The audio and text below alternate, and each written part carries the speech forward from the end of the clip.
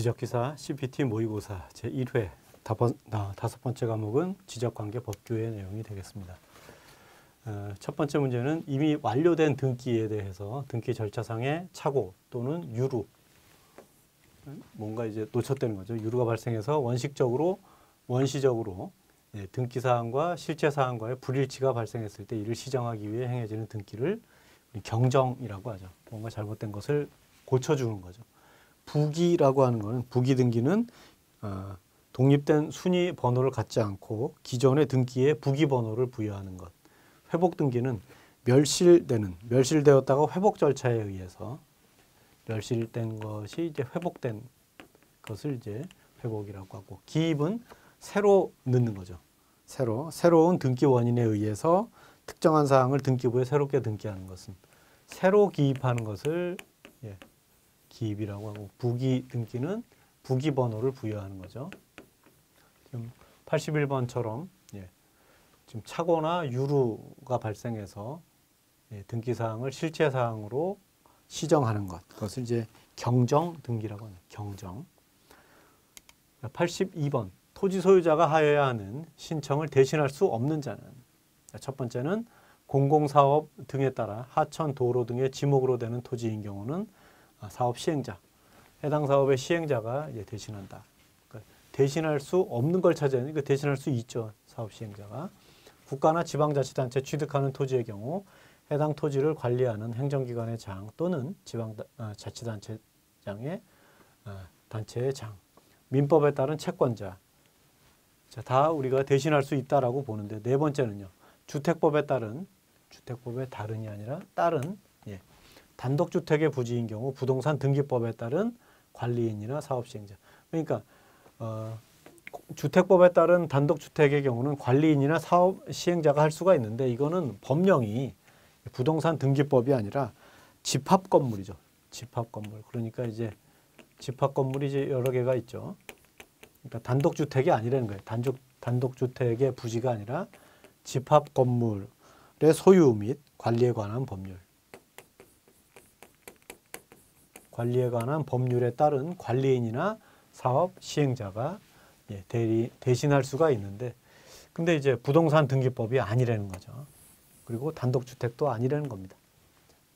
이것을 우리가 공간정보법 제87조의 신청의 대위에서 볼 수가 있습니다. 83번 공유수면 매립 준공.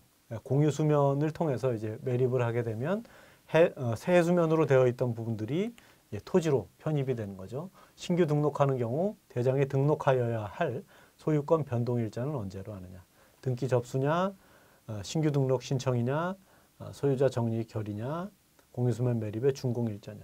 이건 이제 준공일자로 한다라고 법에 명시를 하고 있습니다.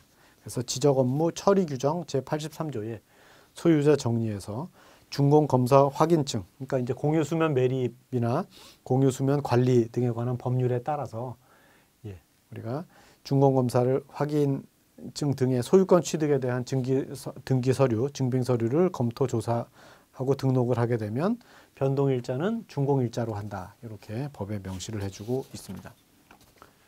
84번 국토계획 및 이용에 관한 법률에서 허가를 받지 않고 공동구를 점용하거나, 공동구에 대한 사항이에요. 공동구를 점용하거나 사용했을 때 과태료를 부과할 수 있는 사람은 누구냐. 이거는 특별시장이나 광역시장이 한다. 이렇게 되어 있죠. 그래서 이거는 국토계획 및 이용에 관한 법률 144조의 과태료항에